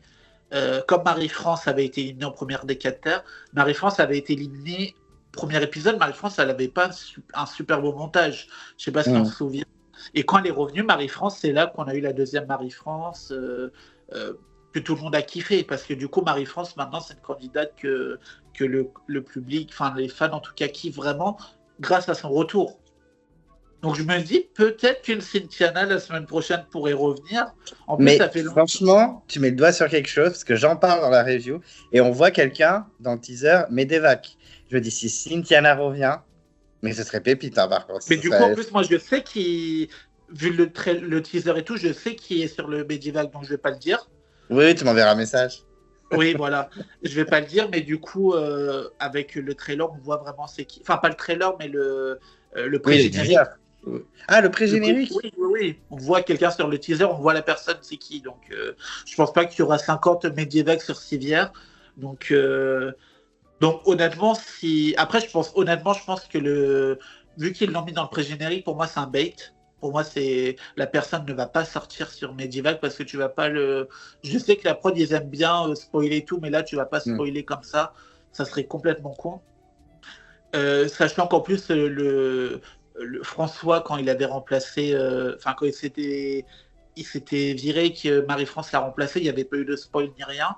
Donc, je pense que s'il y a un Medivac, ça sera un peu comme ça.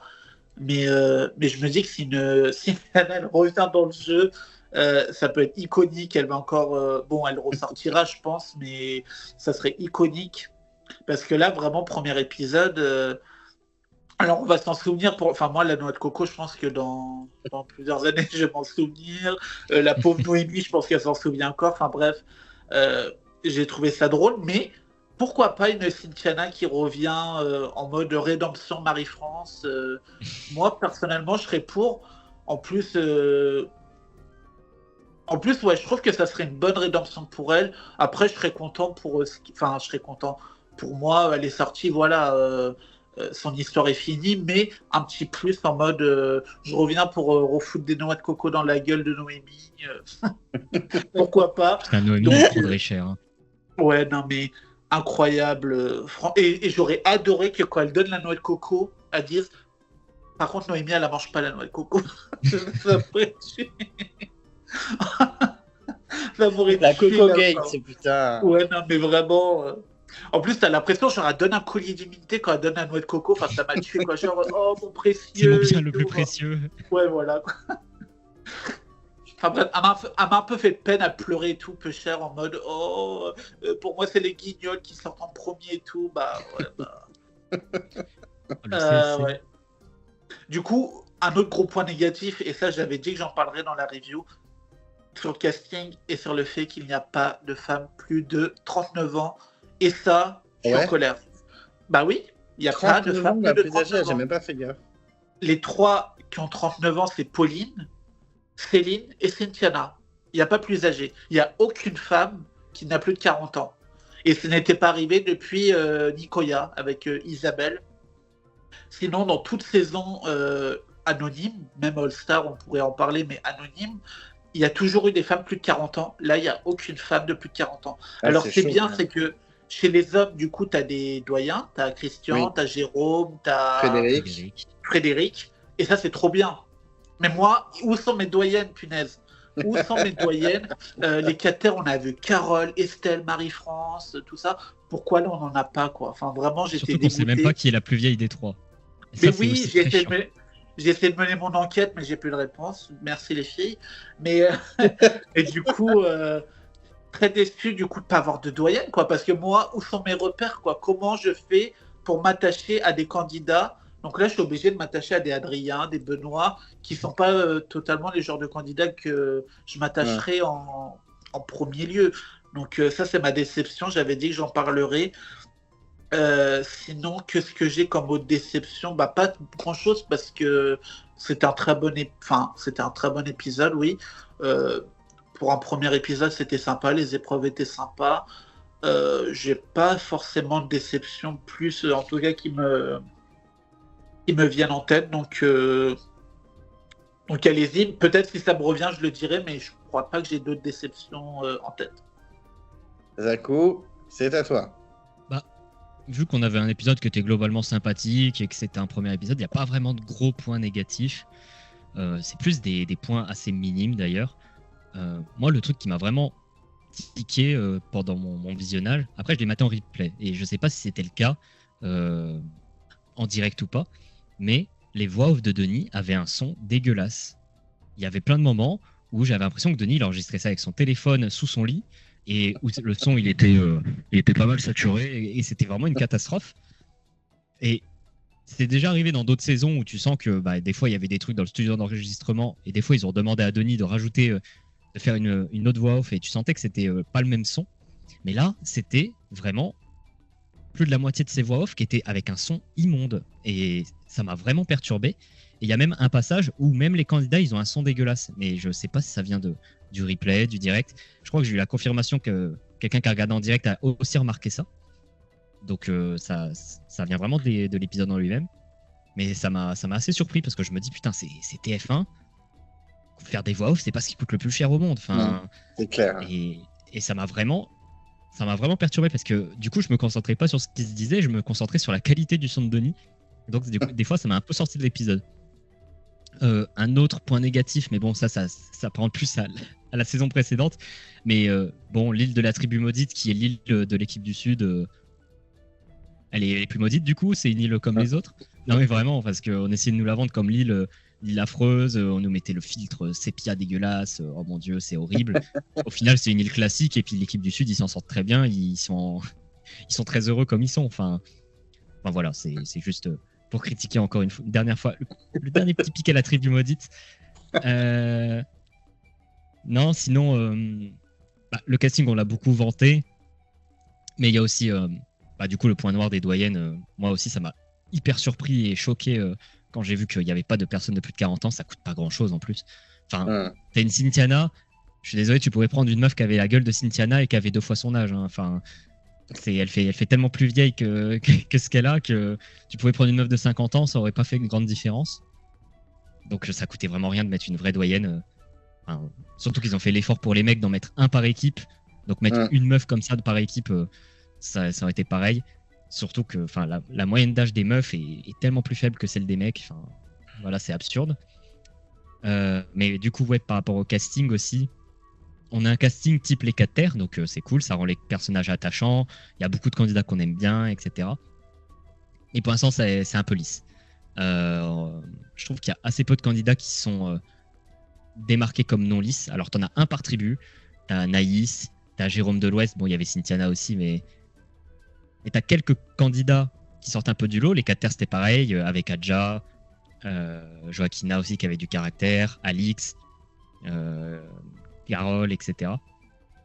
Mais j'ai peur que ça soit un peu bisounours comme les 4 terres. C'est un peu une crainte que j'ai vis-à-vis du casting. C'est que pour l'instant, tout le monde est gentil et il est pipou, mais j'ai fini l'épisode et je me suis dit ah ouais, c'est vraiment un casting les 4 terres. Alors, ça peut être très bien. Si vraiment tu as un coup de cœur, les castings 4 terres, c'est exceptionnel. Parce que les 4 terres, ce qui s'est passé, c'est que personnellement, tous les candidats que j'aimais bien, ils sont allés au bout. Enfin, mais parmi mes 4 candidats préférés, il y en avait 4 qui étaient à l'orientation et du coup, c'était exceptionnel à suivre. Mais j'imagine que si les candidats que j'aime bien vont pas loin, ça peut être très dur à vivre. Et je comprends du coup qu'il y en ait qui aiment pas trop les 4 terres pour ça. C'est que si t'adhères pas au casting, c'est un peu dur, quoi, des candidats lisses. Alors qu'il y a des saisons où t'adhères pas au casting. Par exemple, moi, c'est le cas de Johor. Il y a assez peu de candidats que j'aime bien dans Johor. Mais vu que tout le monde est perdu, tout le monde est cassos, tout le monde a des défauts, tout le monde fait n'importe quoi, du coup, ça rend la saison iconique. Parce que même si t'aimes pas le casting, tu t'amuses quand même parce que tu te dis oh là là, pourquoi ils font que s'embrouiller, c'est une catastrophe. Mais moi j'étais même content que Mélissa soit dans le top 4, hein, parce qu'au moins ça a relancé le truc, quoi. C'était pas les 4 derniers classiques. Ouais, en fait c'est ça qui me fait peur, c'est que c'est un casting qui est un peu tout ou rien. Si t'arrives à avoir des coups de cœur et qu'ils vont loin, ça va être extraordinaire à suivre parce que tu vas trop être attaché à eux, ils vont faire partie de tes candidats préférés all time et tout. Mais s'il n'y a pas de coup de cœur ou alors que les coups de cœur partent tôt, ça peut être un peu dur à suivre. Donc voilà, le casting pour l'instant j'aime beaucoup, mais je mets quand même une petite punaise pour vérifier par la suite si ça se dégrade pas. c'est vraiment le gros point noir que je dirais. Après, bon, il y a eu quelques longueurs sur l'épisode, mais c'est vraiment 2-3 trucs par-ci par-là. Les flashbacks qui durent un poil trop longtemps, les épreuves qui sont peut-être un poil trop longues. J'aurais peut-être voulu voir plus de Cynthiana à la fin parce que c'est le moment que j'ai préféré, mais ça reste bonus. Je peux critiquer quoi? Enfin, la stratégie de Cynthiana. Oh, je vais faire croire que j'ai un collier, que je suis contente d'aller au conseil. Non, c'est une stratégie de merde. En fait, je comprends pas cette position des candidats de se dire je vais faire semblant d'être content d'avoir trouvé un collier et tout. Mais enfin, on n'est pas des acteurs. C'est pas notre métier de faire semblant. Donc pourquoi tu fais semblant? Enfin, les gens, ça attire leur regard et ils se disent bon, ok, elle fait semblant parce que ça se voit. Alors que par contre, si tu fais genre que t'es dépité, etc., les gens ils vont se dire ah, là c'est un mauvais acting de quelqu'un de dépité. Et je pense que en faisant le mec dépité, les gens ils vont plus penser que t'as un collier que si tu le fais la personne qui est heureuse d'aller au conseil. Parce que justement, tu joues mal. Je suis désolé pour Cynthiana, mais je pense qu'elle joue pas très bien. Il y a très peu de candidats qui jouent bien. Et globalement, faut pas surestimer ses talents d'acting. Donc, faut faire l'inverse de ce que tu penses être bon. Et moi, quand t'as un collier, tu fais pas. Quand t'as un collier, tu fais pas. Oh, je suis trop content. Personne fait ça. Un collier. Donc, les gens qui ont un collier, ils font semblant d'être dépités. Donc, si tu veux faire croire que t'as un collier, tu dois faire semblant d'être dépité. Enfin, c'est les gens ils réfléchissent un peu à l'envers à Koh-Lanta. Bon, après il y a la fin et tout, donc on va pas leur en vouloir, mais voilà, j'espère qu'il y aura pas trop de ça. Oui. Mais j'espère qu'il y aura pas trop de ça parce que des gens qui font semblant d'avoir un collier, ah, je fais mine d'être dépité, je fais mine de mettre un truc dans ma poche. Ah, c'est bon quoi. Bon, ça va, au moins c'est pas une saison avec 20 000 colliers. Bon, il y en a un par camp déjà, c'est déjà énorme. Mais c'est pas comme les chasseurs où chaque épisode c'était on va faire semblant d'avoir un collier, etc. Oui. Il y a des saisons comme ça, c'est un peu chiant. J'espère qu'il n'y aura pas que ça. Mais là, vu qu'on a 4 équipes, normalement on aura un peu des stratégies autres. Enfin, je l'espère. Même si on se doute qu'il y a un swap. Ils vont pas garder les 4 équipes jusqu'au bout, mais c'est ça qui est un peu dommage. Moi, j'aurais aimé que les 4 équipes restent longtemps. Ou s'il y a un swap, que ça se fasse à 3 équipes. Ça serait très sympa. Très, très, très sympa. Mais je pense qu'ils vont pas le faire. Je pense qu'ils vont vraiment garder le même schéma que les 4 terres. Swap épisode 5. 2-3 épisodes après derrière de conseil. Et après derrière réunif classique. 2-3 épreuves éliminatoires. Et voilà. Je pense qu'il y aura 2 épreuves éliminatoires post-réunif. Mais ne serait-ce que mettre une épreuve éliminatoire avant, ça peut être sympa. Au moins pré-réunif. Ça changera des 4 terres. Je sais qu'Anthony il veut le même schéma parce qu'il sait que ça a marché. Mais moi, juste un petit changement comme ça, histoire qu'on se dise c'est pas les mêmes saisons. Mais je serais pas contre que ça change. Enfin, moi, comme j'ai dit, j'aimerais bien que le schéma reste le même. Mais surprenez-moi, moi, s'il y a une épreuve, on en avait déjà parlé la semaine dernière et tout, mais si au lieu de faire un épisode à 3 conseils, ils font que 2 conseils et que l'épisode du swap, finalement, c'est une épreuve éliminatoire, et après il y a le swap, moi je serais content aussi, parce que du coup, ça fera un peu de changement. J'espère qu'ils vont le refaire, les 3 conseils. C'était vraiment la meilleure idée qu'ils avaient eue. Oui, j'avais bien aimé aussi. J'avais bien aimé. C'était la base. Surtout avec le conseil surprise, puis après le double conseil. Enfin, du coup, ça donne les 3 types de conseils possibles. Puis après, c'était des éliminations, c'était la base. Enfin, le conseil surprise avec Diane qui vient d'arriver, on ne sait pas s'ils vont sortir Adrien parce qu'il a contre-perf ou s'ils vont sortir Diane. Surtout qu'ils étaient encore dégueulasses, les candidats, parce que c'était une épreuve dans la boue et tout. C'était hyper impactant. Ensuite, bon, tu as la sortie d'Estelle avec son petit doigt. Bon, là, c'était pas dingue parce que c'était c'était trop prévisible, ouais. Mais après, l'élimination de Mathieu, c'était un de mes meilleurs moments de Koh-Lanta. Donc, incroyable. J'espère vraiment qu'on aura un truc comme ça. Si vraiment, dans un même conseil, on a par exemple Mehdi qui arrive à retourner la situation vis-à-vis de Jérôme et il le sort, une Naïs qui arrive à sortir un Adrien parce qu'il a gastro, et vas-y, un autre conseil, je sais pas, de la tribu de l'Est, où c'est peut-être un peu plus classique et juste, par exemple, un Christian qui part, on s'en doute et on est triste, ça peut faire encore un épisode iconique. Et ouais, ça et surtout que la phrase de Denis, elle était culte. Enfin, culte, j'exagère, mais pour moi, je l'adorais quand il avait dit aujourd'hui, seule la victoire est belle, l'équipe qui finira 2e, 3e et 4e ira au conseil. Moi, je trouve que c'était impactant et j'ai bien aimé une petite parenthèse sur Denis, cette phrase-là. Moi, je trouvais que ça mettait vraiment un gros coup de pression parce que quand il y a 4 équipes ou 3, tu te dis, finalement, c'est pas très grave de finir 2e. que là, du coup, il leur met beaucoup de pression en leur disant bah non, aujourd'hui, il faut vraiment gagner.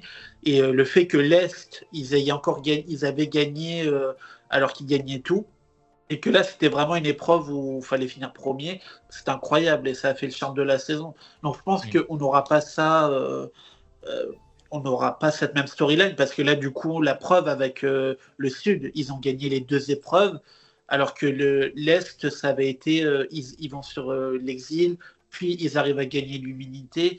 Là, c'est pas le cas, mais je trouve que ça peut être un bon schéma aussi. Il faut pas que ça soit non plus un bis repetita des 4 terres parce que sinon, ça aurait aucun intérêt. Puis ça va être très dur pour le Sud de gagner tout le temps. Là, ils s'en sortent parce que l'Est a fait n'importe quoi, notamment vis-à-vis de Maxime qui tirait mal la corde, etc. Mais l'Est était en avance. Tu sens que le Nord, ils ont quand même pas mal de ressources. C'est une équipe vraiment très équilibrée, etc. Enfin, ça va être impossible pour le Sud de tout gagner. S'ils y arrivent, franchement, c'est chapeau parce que c'est à 4 équipes remporter tout le temps la victoire, c'est ouf.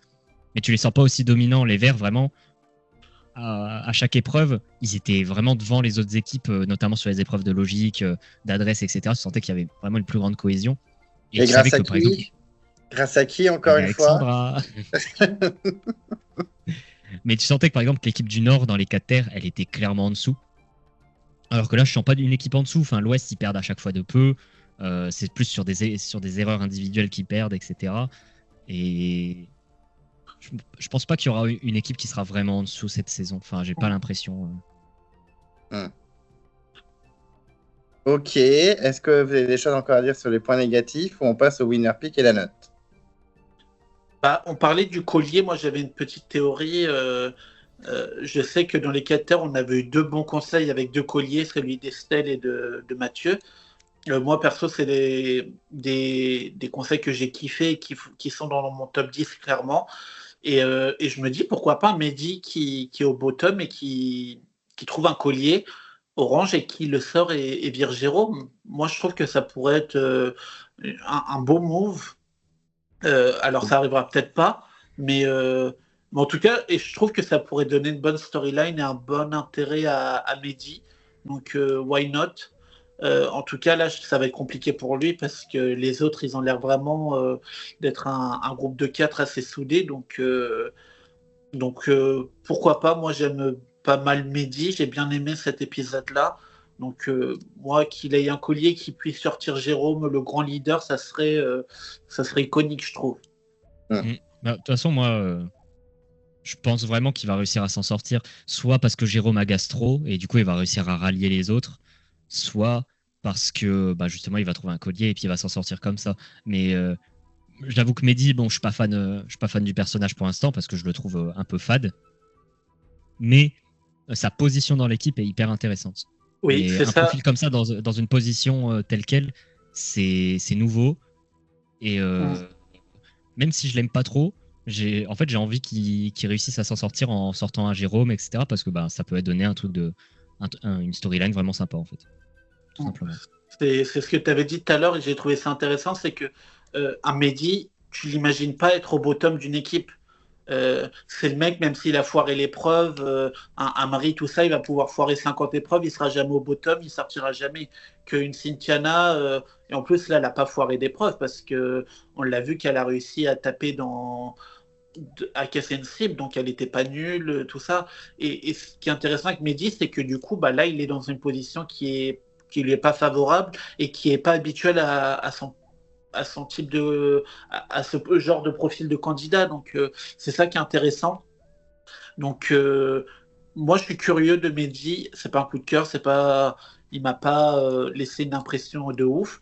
Mais je suis vraiment curieux de savoir comment il va s'en sortir, sachant la position qu'il a dans l'équipe, qui est pas habituelle pour un candidat comme lui. Ok. On verra si vos espoirs et vos prévisions de rebondissement se réaliseront. Du coup, on va passer au winner pick et à la note de l'épisode.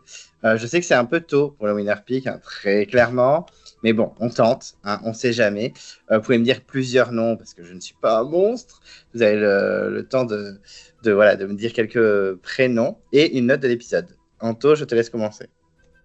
En note de l'épisode, je vais mettre un 8 parce que j'ai trouvé vraiment l'épisode très très bon. Je pense que après moi de toute façon je suis un mordu de koh, donc moi il pourrait y avoir koh toute l'année, je pense que je serais content.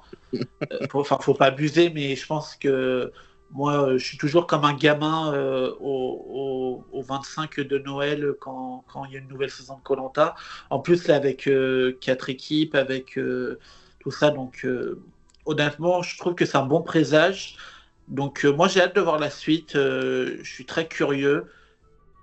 Je pense que les épisodes, on va tous les dévorer et j'espère que ça va monter crescendo. Là, un bon 8 pour commencer, c'est très bien. Ouais. Je me souviens plus quelle note j'avais mis pour la tribu maudite, mais je pense pas que j'avais mis un 8.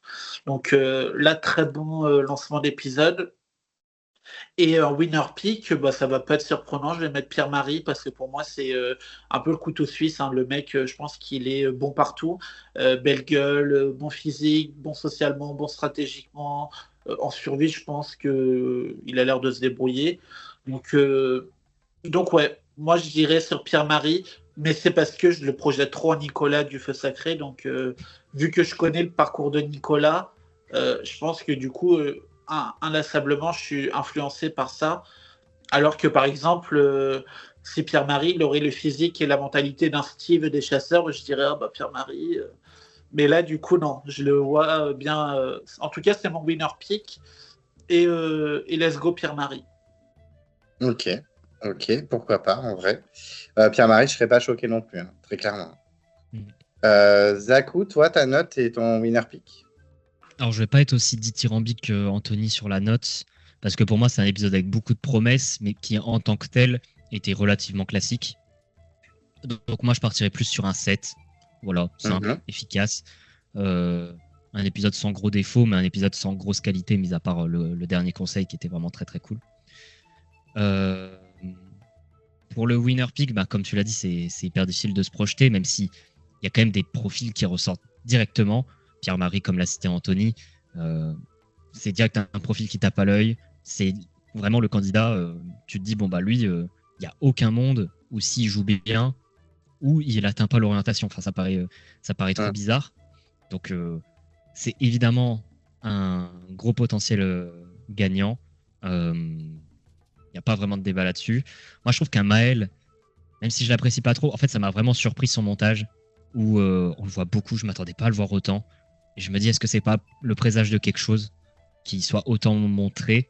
Parce que j'ai l'impression qu'on cherche déjà à me le faire l'apprécier, alors que je trouve qu'il n'a pas grand-chose pour le moment. Et on sait que les gagnants, ils sont rarement discrets. Enfin, ça arrive qu'ils soient discrets dès le début, mais on les voit toujours un petit peu. Donc, faut voir si son montage reste comme ça tout le long. Mais un gagnant, on le voit toujours un petit peu chaque épisode. C'était le cas de Thibaut. Une Léa, elle avait toujours sa petite facecam par épisode, etc. Donc, à voir si Maël, ça se maintient. Mais pour l'instant, c'est les deux qui, pour moi, ressortent. Et en profil féminin, bon, évidemment, j'aimerais que Claire... pour l'instant, c'est Claire que j'aimerais qu'elle l'emporte, mais j'y crois pas beaucoup. Parce que vraiment, moi, je la trouve trop pétillante. Elle est vraiment trop adorable. Elle fait 1m2. Moi, j'aime trop les candidats qui sont un peu petits et tout. Je m'identifie pas mal. Donc, ça me fait rire. Donc, j'aimerais soutenir Claire, mais j'y crois pas trop. En fait, il n'y a pas vraiment de femmes qui ressortent. Ou alors, c'est des discrètes qui vont se révéler, style des Andrea, des Gaël. Romane, je sens que ça va être un gros personnage féminin quand même. Ou Louise aussi, discrète. Mais, mais Louise, on l'a pas tellement vu dans l'épisode. Au portrait, tout le monde pensait que ça serait la candidate de la saison, et pour l'instant, c'est pas vraiment elle. Pour l'instant, c'est que Romane ressort plus, même une Johanna ressort plus, etc. Moi, c'est je les imagine pas en gagnante.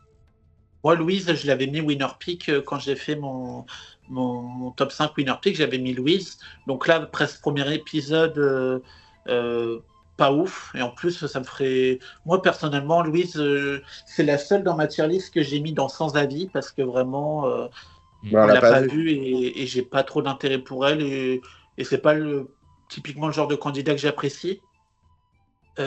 Du coup, moi je l'ai dit Pierre-Marie, mais il y a des noms qui reviennent. Maël, comme Zakou l'a dit. Alan, pour moi, Alan a vraiment un très bon.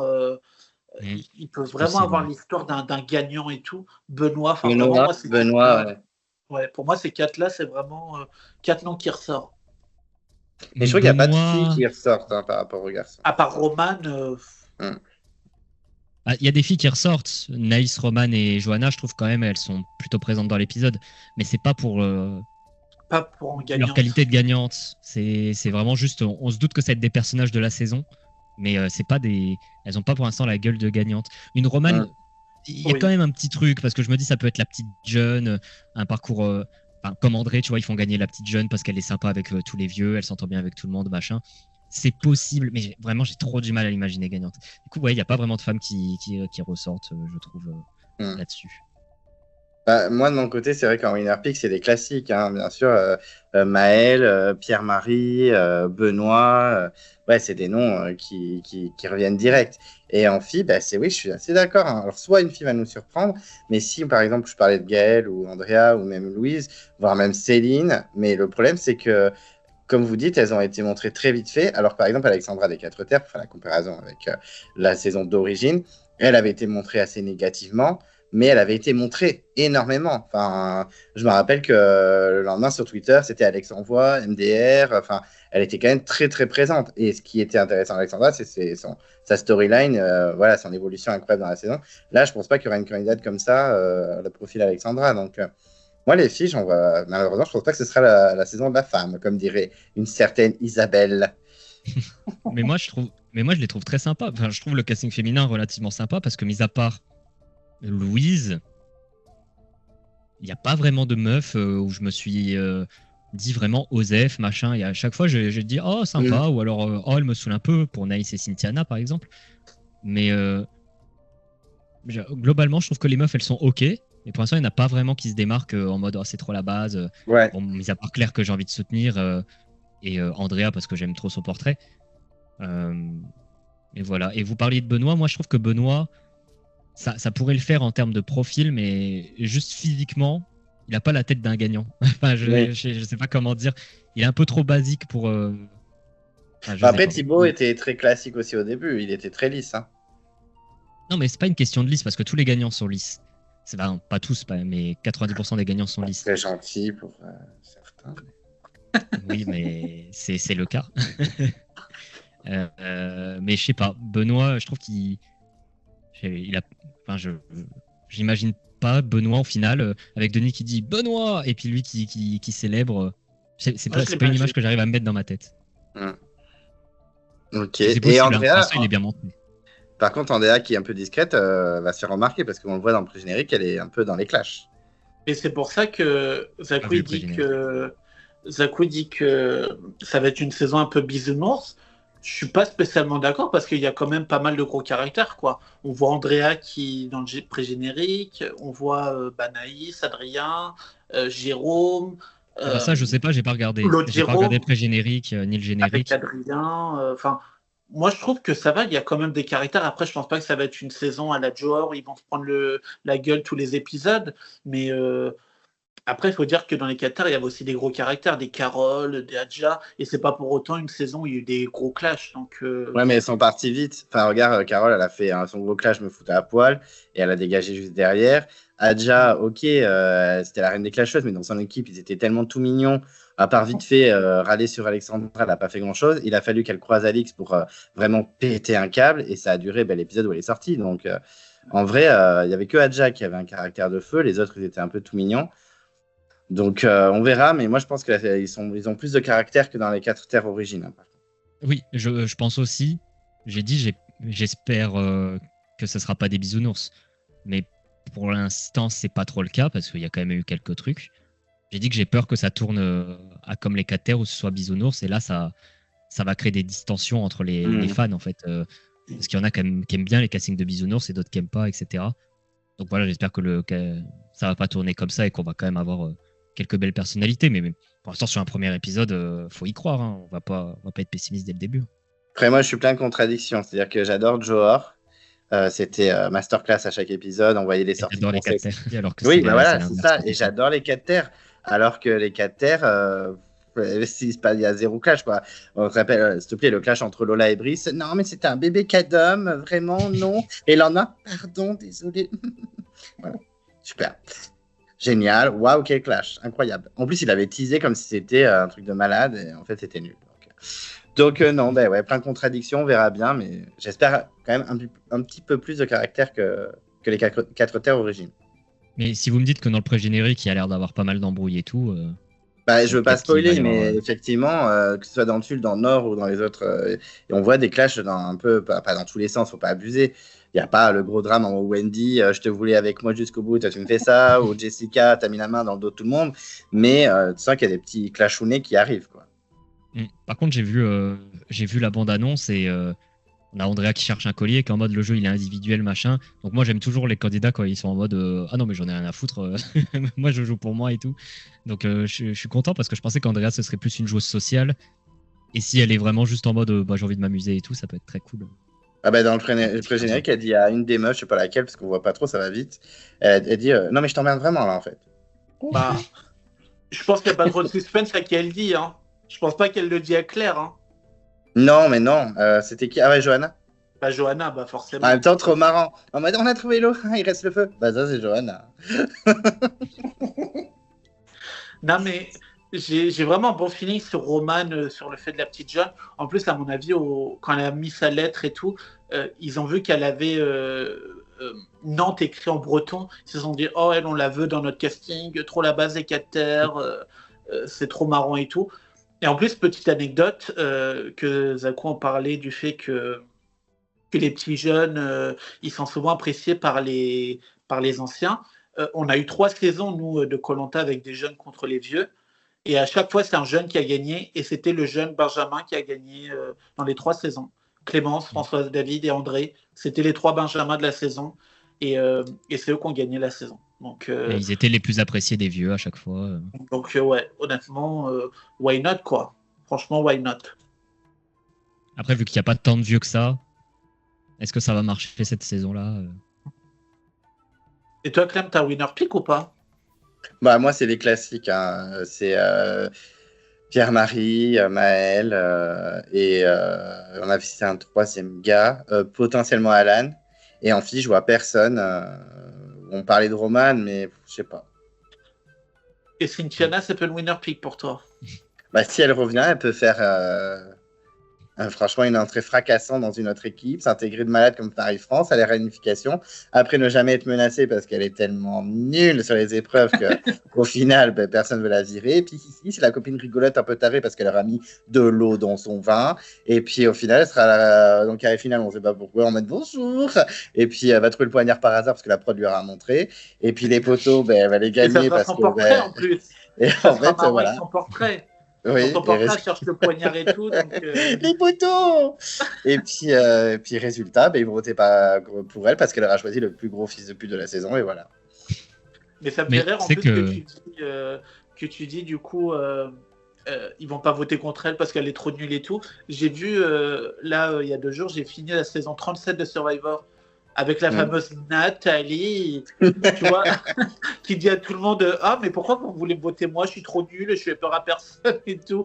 Enfin vraiment du coup ça me fait penser à ça, Cynthiana en mode bah non me virez pas quoi, je suis pas en danger sur les épreuves donc Gardez-moi. Why not, hein. Et en plus ça serait iconique qu'un jour, bah, je sais que les fans ils aimeraient pas ça, enfin la plupart, que la First Boot revienne et qu'elle gagne la saison. T'imagines, tu sors au premier conseil, tu reviens finalement tu gagnes. Bon, on a peut-être failli l'avoir avec Hugo, mais bon, c'est pas tellement... Parce que du coup, il y avait l'île de l'exil.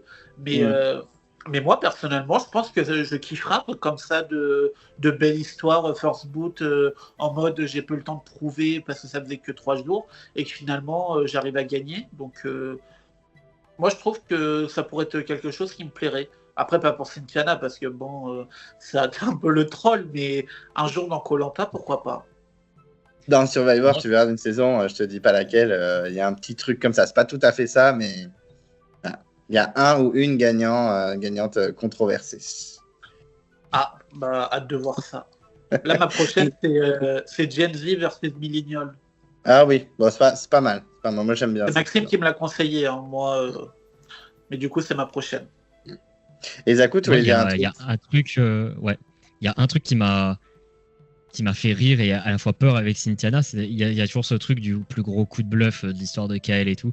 Et je me suis dit, me dites pas que c'est le coup de collier le faux collier de Cynthiana, en mode elle arrive à sortir Mehdi au premier conseil parce que les gens split parce qu'ils ont peur de son collier. Ou alors, je sais pas, elle sort et elle revient plus tard. Et je me suis dit, mais imaginez, c'est elle le plus gros coup de bluff juste parce que, genre, elle a fait n'importe quoi. Et puis, bah, les gens, ils sont en mode, mais elle est trop bête. Enfin, je sais pas, je me suis imaginé un truc. Je me suis dit, mais en fait, vu que la prod, elle a dit, ça dure dans le temps, à tout moment, je me suis dit, ça commence épisode 1. Et donc, là, avec Cynthiana qui fait semblant d'avoir trouvé un collier, je me suis dit, me dites pas que c'est ça. Me dites pas que c'est Cynthiana qui arrive à s'en sortir parce que à chaque fois, les gens, ils sont en mode, bon, bah, on va split au cas où. Et qu'elle arrive tout le temps à s'en sortir comme ça, là, c'est ta. Là, c'est ça, ouais. Mais vraiment, j'y ai cru. Hein. Quand elle a dit, je vais faire semblant d'avoir un collier, je me suis dit, me dites pas que c'est ça le coup de bluff, me dites pas. Ça m'a trop fait rire. De la merde. Ça serait de la merde. Mais à la fois, ça non, serait iconique. On verra si on sera déçus. Cynthiana arrive à s'en sortir, mais. Ah oui, non, mais Cynthiana, ça serait, enfin, elle est déjà iconique. Hein. Elle a fait, on l'a vu 5 minutes vers la fin et c'est iconique hein, tout ce qu'elle a fait. Donc, mais en fait, j'aimerais trop qu'elle revienne. J'aimerais trop qu'elle revienne pour casser du dos pour casser dans le dos du sucre dans le dos de Noémie en fait. J'adore Noémie, c'est ma préférée des Oranges, mais ça me fait trop rire que Cynthiana l'attaque pour pas grand chose. C'est dommage qu'elle n'ait pas au jury final Cynthiana parce qu'à chaque confesse elle aurait dit oh Noémie. Noémie. Noémie, enfin, franchement, elle a rien demandé la pauvre. Et moi je me dis c'est juste qu'elles ont à peu près le même âge. Noémie s'est intégrée et pas elle, et du coup elle est juste en mode pourquoi elle s'est intégrée et pas moi, c'est parce que c'est une vipère. Enfin, elle a dû trouver des excuses bidons pour justifier ça. Et tu lui demanderas Clem quand on aura Cynthiana en interview. J'espère. Mais alors juste, j'ai pas donné ma note, je coupe la poire en deux, je mets 7,5 sur 10. Oh.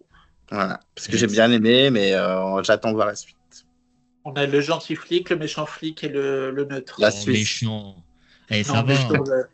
J'abuse, mais 7, c'est très bien. En vrai, j'avais pensé à mettre 7 aussi, mais je me suis dit, allez, franchement, il n'y a pas grand-chose de négatif à dire. Donc, et puis moi, je suis quelqu'un de gentil. Hein, j'ai pas envie de mettre des mauvaises notes. Donc, ah bah moi, je suis hyper aigri, mais ça va. Tout le monde a des bonnes notes. Ok, ben merci à vous deux pour ce premier débat de la saison La Revanche des 4 Terres, qui commence plutôt bien, je trouve. Donc, merci à vous, c'était super sympa, en direct du Cambodge, mais on a réussi, c'est le principal. Donc, merci à vous d'être disponible à chaque fois, c'est vraiment un grand plaisir de discuter avec vous. Et on se dit à très, très vite. Merci à toi de nous inviter. Merci, ciao. À très vite, salut, bonne journée.